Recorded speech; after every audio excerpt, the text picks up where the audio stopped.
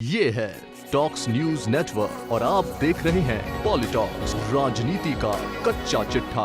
72वें गणतंत्र दिवस के मौके पर मुख्यमंत्री अशोक गहलोत ने मंगलवार को अलग अलग स्थानों पर ध्वजारोहण किया। इस दौरान मीडिया से बात करते हुए सीएम गहलोत ने अपने चिर परिचित अंदाज में केंद्र सरकार पर हमला बोला। सीएम अशोक गहलोत ने कहा कि आजादी के बाद देश में पहली बार लोकतंत्र नाम की कोई चीज नहीं दिख रही। आज देश में जुडिशरी, मीडिया, सरकारी एजेंसियां, इनकम टैक्स, ईडी, सीबीआई सब दबाव में काम कर रही है। इन सबके खिलाफ आवाज उठाने वालों को देशद्रोह करार दे दिया जाता है। आपको बता दें, गणतंत्र दिवस के मौके पर मुख्यमंत्री अशोक गहलोत ने सबसे पहले सीएम आवास पर ध्वजारोहण किया और उसके बाद प्रदेश कांग्रेस कार्यालय पर आयोजित झंडारोहण कार्यक्रम में भाग लिया। इसके बाद सीएम गहलोत बड़ी चौपड़ पहुंचे और झंडारोहण के बाद देश व प्रदेशवासियों को 72वें गणतंत्र दिवस की शुभकामनाएं दी। इसके बाद सचिवालय में पत्नी संग पहुंचे सीएम गहलोत ने पहले गांधी जी की प्रतिमा पर पुष्प अर्पित किए। सचिवालय में ध्वजारोहण कार्यक्रम के बाद सीएम गहलोत ने मीडिया से बातचीत में केंद्र सरकार पर निशाना साधते हुए कहा कि इनकी अप्रोच हमारी समझ के परे है। हम आरोप लगाते हैं बार बार कि इनका डेमोक्रेसी के अंदर कोई विश्वास नहीं है। किसान आंदोलन को देखते हुए ये और प्रूव हो गया है। सीएम ने कहा कि 70 दिन के अंदर आज कितने लोग मारे गए, 150 के फिगर आ रहे हैं मरने वालों के, तो आप सोच सकते हो कि अगर डेमोक्रेसी में इनका विश्वास होता और अगर इनकी फासिस्ट प्रवृत्ति नहीं होती, अहम घमंड नहीं होता, तो मेरे ख्याल से ये नौबत नहीं आती। सीएम अशोक गहलोत ने कहा, वो केंद्र सरकार की अर्थव्यवस्था जिस रूप में वो बताना नहीं चाहते हैं कि क्या स्थिति है। आरबीआई कभी कभी अपना मुंह खोलता है, कोई बोल नहीं रहा है। पेट्रोल के दाम जब 60-65 रुपये हो गए थे यूपीए गवर्नमेंट के वक्त में, उस वक्त प्रति बैरल $140 रेट थी उस वक्त में। अब वो आ गई 40 पे आ गई, 35 पे आ गई है। तब भी भाव कम करने के बजाय बढ़ाए क्यों जा रहे हैं। राज्यों को दोष देना बहुत ही बकवास बात है। राज्य कुछ एक्साइज वसूल करती है, मुख्य रूप से जो एक्साइज और एडिशनल एक्साइज।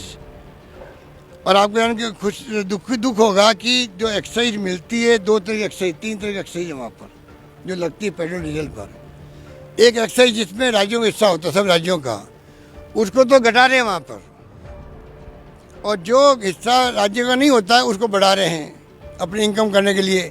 तो इनका वित्तीय प्रबंधन है कहाँ पर। आर्थिक संकट में देश गुजर रहा है, बहुत भयंकर आर्थिक संकट है। जीडीपी आपकी माइनस में जाने लग गई है, हालात बड़े गंभीर हैं। बेकारी, बेरोजगारी की समस्या इतनी बड़ी बढ़ गई है कि आज नौजवान चिंतित है अपने भविष्य को लेके। कोरोना के अंदर जो नौकरी चली गई लाखों करोड़ों लोगों की, उसके ऊपर कोई कार्रवाई नहीं हो रही है कि हम क्या स्कीमें बनाएं जिससे वापस लोगों को रोजगार मिल सके। ये चिंता देश के अंदर सरकार को नहीं है। केंद्र सरकार पर सरकारी एजेंसियों के दुरुपयोग का आरोप लगाते हुए सीएम अशोक गहलोत ने कहा, देश के अंदर सीबीआई, इनकम टैक्स, ईडी के आप देख ही रहे हो किस प्रकार से दबाव में काम कर रही है, किस प्रकार सरकारें गिराने के लिए षड्यंत्र हो रहे हैं। पहले गोवा में और मणिपुर में, अरुणाचल प्रदेश में हुआ था, बाद में कर्नाटक में, मध्य प्रदेश की सरकारें गिराई गई। राजस्थान में इनकी चल नहीं पाई है, कोई कमी रखी नहीं थी लोगों ने। जिस शुरू में राजस्थान में भी पब्लिक एकजुट रही, उसके कारण इनको मुंह की खानी पड़ी।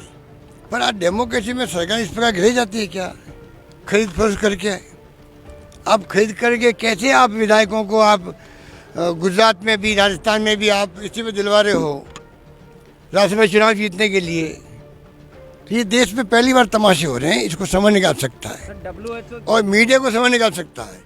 देश की मीडिया पर सवाल उठाते हुए सीएम गहलोत ने कहा कि मीडिया इतना दबाव के अंदर, देश के अंदर मीडिया इतना दबाव में आज तक कभी नहीं रहा है। हमेशा मीडिया के बारे में कोई अगर फैसला होने लगा सरकार द्वारा, तो पूरा मीडिया एकजुट होकर विरोध करता था उसका। वो टाइम भी था, हमने देखा है। और आज मीडिया इतना दबाव में है, डर गया, भयग्रस्त है, वो भी इनकम टैक्स से, सीबीआई से, ईडी से। आप सोचिए भी डेमोक्रेसी कहाँ रहेगी। डेमोक्रेसी में आप जो असहमति व्यक्त करते हैं उसका वेलकम होना चाहिए। और इस देश के अंदर अगर आप असहमत हैं सरकार के विचारों से, तो आप देशद्रोही हो। ये हालात बना दिए देश के। तो अगर देशवासियों को अगर समय रहते समय में नहीं आएगी तो पूरे देश को आने वाले वक्त में बहुत बड़ी चुनौतियों का मुकाबला करना पड़ेगा। राजस्थान विधानसभा में नेता प्रतिपक्ष गुलाबचंद कटारिया द्वारा मंत्रिमंडल विस्तार के बाद सरकार गिर जाने के बयान पर सीएम अशोक गहलोत ने चुटकी लेते हुए कहा, कटारिया जी तो देखिए अब उनकी एज ऐसी हो गई है कि जो फॉर्मूला है मोदी जी के फॉर्मूले के अनुसार तो इनको देखो इस्तीफा देना चाहिए। जो मार्गदर्शक मंडल बना है दिल्ली में, उस जगह जाके इनको मतलब जिम्मेदारी सौंपनी चाहिए।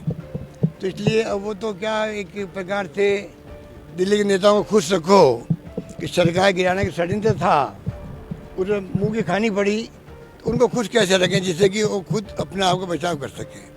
दूसरा, उनकी पार्टी में इतनी फूट है राजस्थान में, ऐसी फूट आज तक राजस्थान में मैंने बीजेपी में कभी नहीं देखी जो इस वक्त देखी जा रही है। तो आप सोच सकते हो कि पहली बार बीजेपी में आपस में जो प्रतिस्पर्धा हो रही है आगे बढ़ने की, वो सब आपके सामने है। ये कटारिया जी का बोलना हो या उपनेता का बोलना हो या बीजेपी अध्यक्ष का बोलना हो, ये तमाम जो बोल हैं ये खाली अपने आप को पार्टी के अंदर स्थापित करने की प्रक्रिया का अंग है। ये बाकी इनके पास कोई कहने को है नहीं, ना ये कोई विपक्ष भूमिका निभा पा रहे। ये भूमिका निभाने भी असफल साबित हो रहे हैं। ये स्थिति इनकी बनी हुई है। पॉलिटॉक्स ब्यूरो, जयपुर। ये है टॉक्स न्यूज नेटवर्क और आप देख रहे हैं पॉलिटॉक्स, राजनीति का कच्चा चिट्ठा।